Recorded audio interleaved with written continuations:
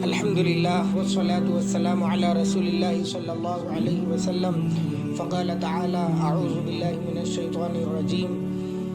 وعد الله الذين آمنوا منكم وعملوا الصالحات ليستخلفنهم في الأرض كما استخلف الذين من قبلهم وليبدلنهم من بعد خوفهم أمنا يعبدونني لا يشركون بي شيئا ومن كفر بعد ذلك فأولئك هم الفاسقون.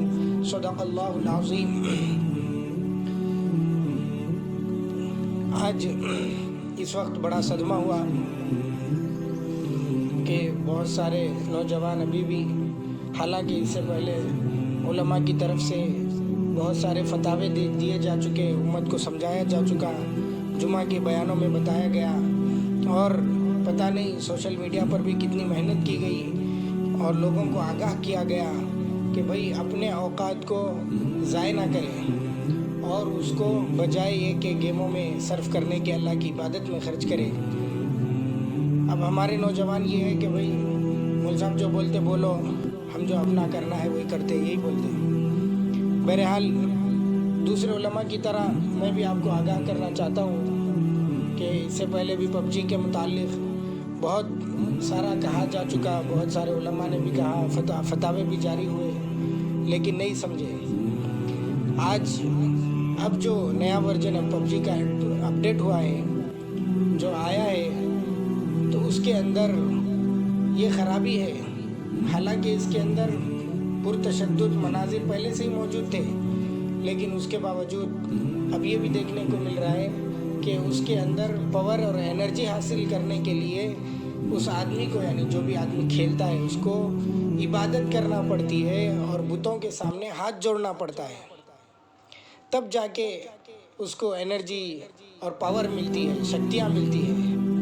یہ تو ایک سوچی سمجھی پلاننگ معلوم ہوتی ہے کہ بھئی پہلے نوجوانوں کو پب جی میں اس طرح مار پیٹ کا جنون سوار کیا گیا کہ اور لوگ ایسے اس کے پیچھے پڑے ہوئے ہیں. اور کئی لوگوں کو آپ نے بھی دیکھا ہوگا، ہم نے بھی دیکھا ہے کہ بچے، نوجوان بچے روڈوں پہ نکل کے آ گئے اور وہ کھلونے کے بندوقیں لے کے آ گئے، مارو مرو، میں مر جا رہا ہوں، تو اس کو مار، اس کو مار. یہ وہ الفاظ بکے جا رہے، دیوانگی اور ایک جنون سوار ہو گیا نوجوانوں کے اوپر. جب ان لوگوں نے دیکھا کہ بھئی ہم گیم میں جو کر رہے تو یہ اپنی پریکٹیکل لائف میں بھی ایسے ہی کر رہے، تو اب ان لوگوں نے سوچا کہ اب مسلمان قوم کو شرک کے اوپر آمدہ کیا جائے، کہ اب یہ گیم میں بتوں کی عبادت کریں گے، گیم میں یعنی غیر پتھروں سے مدد حاصل کریں گے اور پتھروں سے اپنی شکتیاں لیں گے. تو ابھی اپنی پریکٹیکل لائف میں بھی مندروں کو جائیں گے اور اس طرح کریں گے، اس طرح کریں گے، ایسا معلوم ہوتا ہے. اور کوئی بعید بھی نہیں ہے ایسا سوچنا، چونکہ پچھلے ویسا ہو گیا اور ایسا ہونے میں بھی کوئی بعید نہیں ہے. تو ہمارا آج کا نوجوان بالکل ارتداد کے دہانے پر کھڑا ہوا ہے. کب اس سے کوئی شرکیہ کام ہو جائے، کب اس سے کوئی کفر کا کام ہو جائے، کوئی گارنٹی نہیں ہے. اس لیے میں یہ کہتا ہوں کہ اس سے جتنا دور رہے اتنا ہی اچھا ہے. تو میرے بھائی، مسلمان بھائیوں سے گزارش ہے کہ آپ ایسے لغویات میں پڑے ہی کیوں ہیں. اس سے پہلے بھی لغو الحدیث کی تشریح بھی کر دی گئی، جس میں اللہ تعالیٰ نے ارشاد فرمایا: وَمِنَ النَّاسِ مَن يَشْتَرِي لَهْوَ الْحَدِيثِ لِيُضِلَّ عَن سَبِيلِ اللَّهِ بِغَيْرِ عِلْمٍ وَيَتَّخِذَهَا هُزُوًا أُولَٰئِكَ لَهُمْ عَذَابٌ مُّهِينٌ. کہ جو آدمی بیکار لغویات میں پڑتا ہے، عبث کی چیزوں میں پڑتا ہے، جس کا خدا سے کوئی تعلق نہیں بلکہ اپنے اوقات کو ضائع کرتے رہتا ہے، تو ایسے آدمیوں کے لیے اللہ تعالیٰ نے ارشاد فرمایا قیامت کے دن ذلت والا عذاب ہے. اس کے متعلق بھی اگر آپ مفصل بیان سننا چاہتے ہیں تو ڈسکرپشن میں اس کی بھی لنک ہے، وہ بھی سنیں اور ضرور سنیں. میری ایک دردمندانہ اپیل ہے میرے مسلمان نوجوانوں سے کہ بھائی آپ کو اگر مزہ بھی آتا ہے تو چھوڑ دو. اللہ تعالیٰ گناہ سے بچنے کے اوپر بھی اجر رکھے ہیں.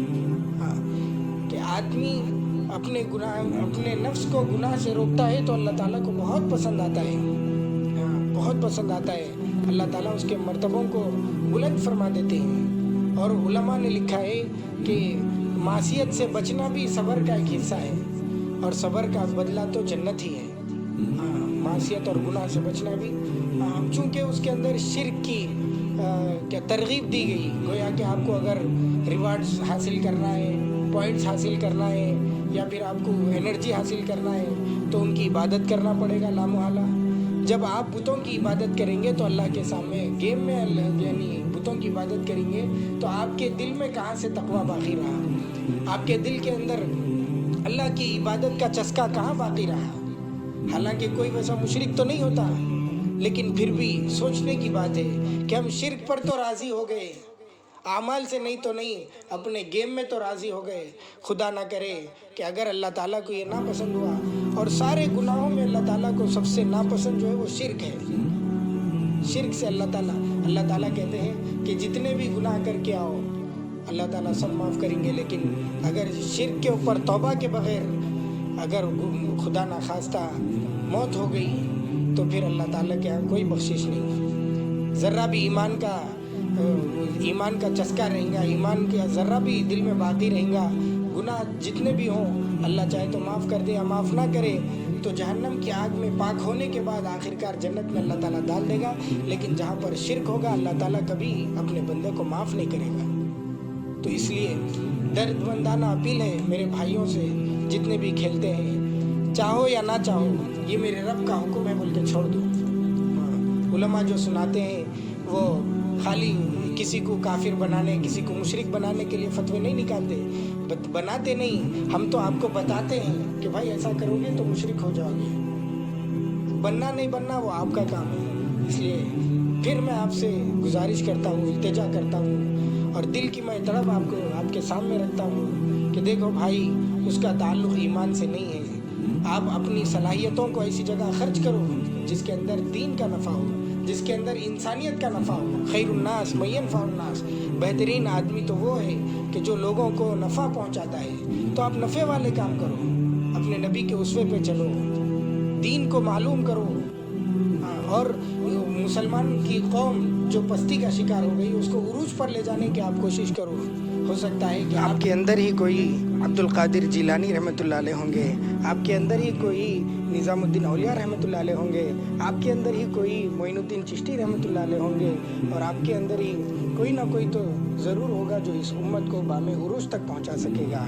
پھر آپ کے سامنے دست بستہ عرض کرتا ہوں کہ اپنا جتنا بھی آپ کو شوق ہوگا، گیم سے لگاؤں گا، تعلق ہوگا، اور وہ گیم کھیلنے کی آپ کی بہت تڑپ بھی ہوں گی، جستجو بھی ہوں گی اس کے اندر، لیکن اللہ کی خوشنودی کے واسطے اس کو چھوڑ دو.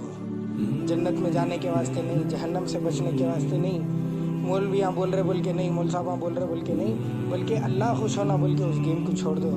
انشاءاللہ اللہ تعالیٰ آپ کے ساتھ وہی فیصلے کرے گا، اور آپ کے ساتھ اللہ تعالیٰ بھلائی کے معاملے کریں گا. جزاکم اللہ خیر و احسن الجزاء.